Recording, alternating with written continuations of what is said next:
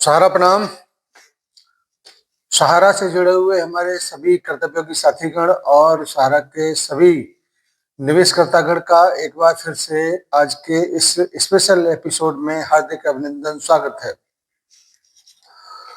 दोस्तों, नए सीजीआई महोदय आदरणीय सूर्यकांत जी का शपथ ग्रहण समारोह हो चुका है और उन्होंने हिंदी में शपथ लिया है।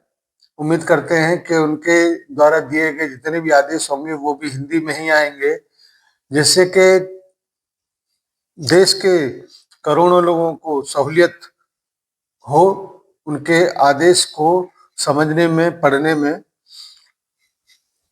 अच्छी शुरुआत है और ये काफी लंबे समय से चलता आ रहा है। मुझे उम्मीद है कि आदरणीय सीजीआई महोदय सूर्यकांत जी लंबे समय से चले आ रहे इस विवाद को जरूर अपने मुकाम तक पहुंचाएंगे, क्योंकि इससे पहले 2012 से शुरू हुआ ये कहानी अल्तमश कबीर आदरणीय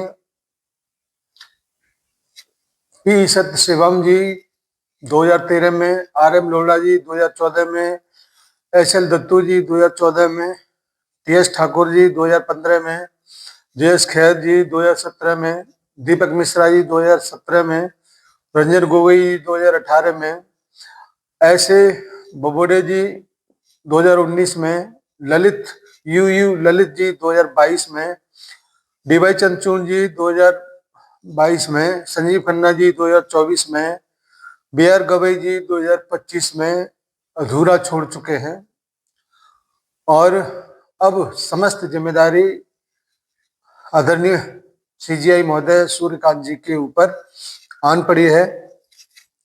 जो लोग अपने कार्य को अधूरा छोड़ गए थे, क्या हम सब ये उम्मीद करें कि वो इसको जरूर अपने मुकाम तक पहुंचाएंगे, क्योंकि इनके बारे में काफी पॉजिटिव लोगों की राय है। मैं चाहता हूं कि आप भी उसको जरूर सुने। जो एक बहुत ही प्रतिष्ठित एडवोकेट के द्वारा बोला गया है, कृपया उनको जरूर सुने। आदरणीय अश्विनी उपाध्याय जी। आदरणीय जस्टिस सूर्यकांत जी ने सीजीआई के रूप में शपथ ले लिया है, हिंदी में शपथ लिया है और शपथ लेने के बाद उन्होंने बोला है कि मेरी पहली प्राथमिकता है कि लोगों को स्पीडी जस्टिस मिले, शीघ्र न्याय मिले। मैं उनको धन्यवाद देता हूं, उनको बधाई देता हूं। कार्यकाल उनका बहुत लंबा नहीं है, लेकिन फिर भी जिस तरीके से उन्होंने कहा है कि हम भारत में स्पीडी जस्टिस सिस्टम लागू करेंगे, वो उसके लिए बधाई के पात्र। मेरा माननीय जस्टिस सूर्यकांत साहब से आग्रह है कि प्रतिदिन अपनी संविधान की शपथ जरूर पढ़ें, और केवल उनको ही नहीं, सभी माननीय सुप्रीम कोर्ट के जजों को और सभी हाई कोर्ट के जजों को शेड्यूल 3 में दी हुई अपनी शपथ उनको प्रतिदिन पढ़ना चाहिए।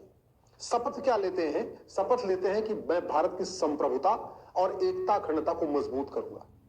तो सबसे पहले ये माननीय सूर्यकांत जी का, सभी माननीय सुप्रीम कोर्ट के जजों का, सभी हाई कोर्ट के जजों का पहला उनका कर्तव्य है कि ये देखें कि भारत की संप्रभुता के लिए क्या क्या खतरे हैं, भारत की एकता अखंडता के लिए क्या क्या खतरे हैं, और अगर ध्यान देंगे तो क्या क्या खतरे हैं ये प्रतिदिन अखबारों में मिल जाएगा।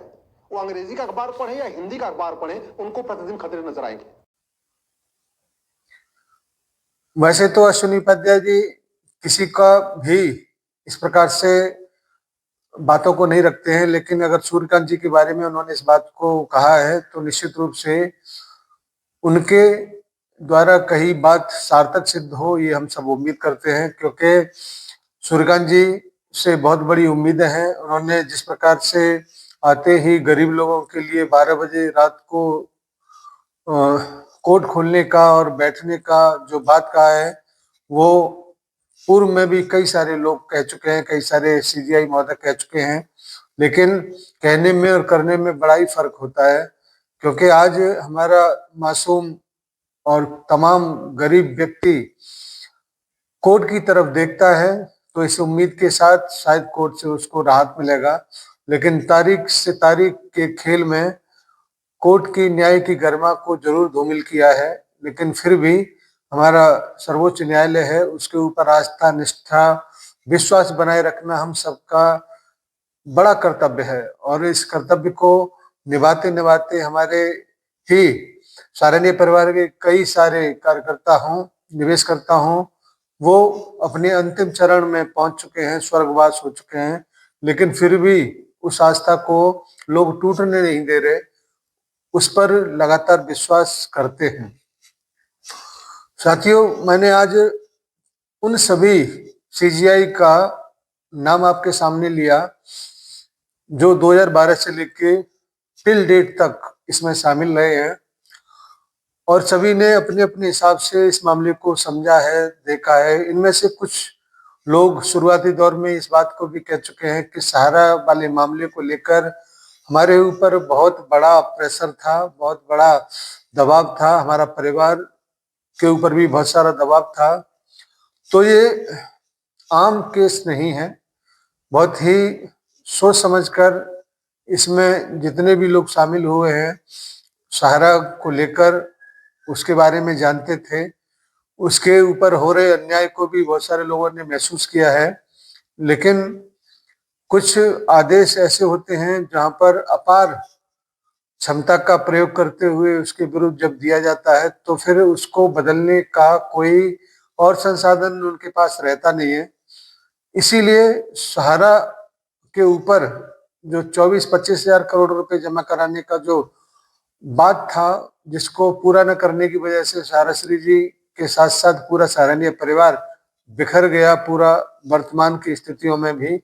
लेकिन उसके बावजूद वो बहुत मजबूती के साथ अभी भी खड़ा हुआ है और इतना बड़ा रकम, मैं आपको इसको डिफाइन करना चाहूंगा कि एक शहर में मेट्रो का जो प्रोजेक्ट चालू होता है तो लगभग 12 से 1500 करोड़ रुपए के लगभग में एक शहर में मेट्रो चालू हो जाता है। यानी कि 24,000 करोड़ का मतलब 20 शहरों में सहारा के पैसे से मेट्रो का शुभारंभ कर देना, और ये छोटी मोटी रकम नहीं है, छोटी मोटी बात नहीं है। इतना रकम सहारा का अपने अंडर में कर लेने के पश्चात उसके ऊपर लंबे समय से प्रतिबंध का लगा होना इस बात का सबूत है कि सुप्रीम कोर्ट के जो भी आदेश हैं उसको मानने का क्या सजा हो सकता है, क्या दुर्गति हो सकता है, क्योंकि उसके अलावा उसके ऊपर कोई और अन्य कोई है नहीं। तो आगे से कभी भी सुप्रीम कोर्ट की तरफ से किसी प्रकार का किसी के लिए भी कोई भी बात अगर होता है तो उसको अच्छे से पालन करिए, अन्यथा सहारा के लाखों कार्यकर्ताओं के साथ करोड़ों निवेशकों ने इस आदेश की अनदेखी करने का नतीजा देखा है।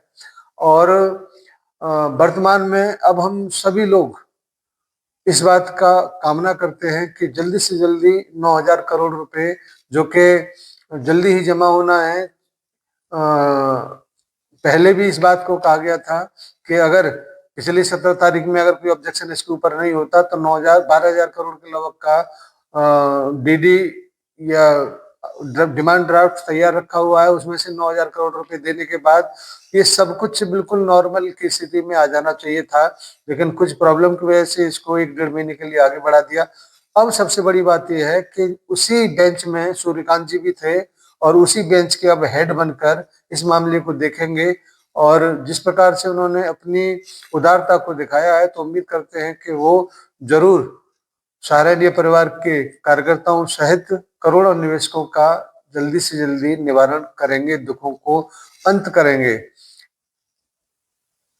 आदरणीय सीजीआई के द्वारा जो भी शपथ लिया गया है और जिस प्रकार से रिएक्शन लोगों का देखने को मिला है तो उम्मीद करते हैं कि इसमें जरूर कामयाबी मिलेगी और हम सब इस बात का जरूर इंतजार करेंगे कि उनके पहली हियरिंग में क्या डिसीजन आता है। हो सकता है ये ऐतिहासिक हो सकता है फिर दोबारा से तारीख की तारीख में ये फिर मामला आगे की तरफ बढ़ जाए। तो उम्मीद पे दुनिया कायम है, हम भी आपके साथ उम्मीद बना के बैठे हुए हैं, तो निश्चित रूप से आप उसका इंतजार करिए। आगे कोई और नई सूचना अगर आती है तो हम लोग आपके बीच में जरूर लेके आएंगे।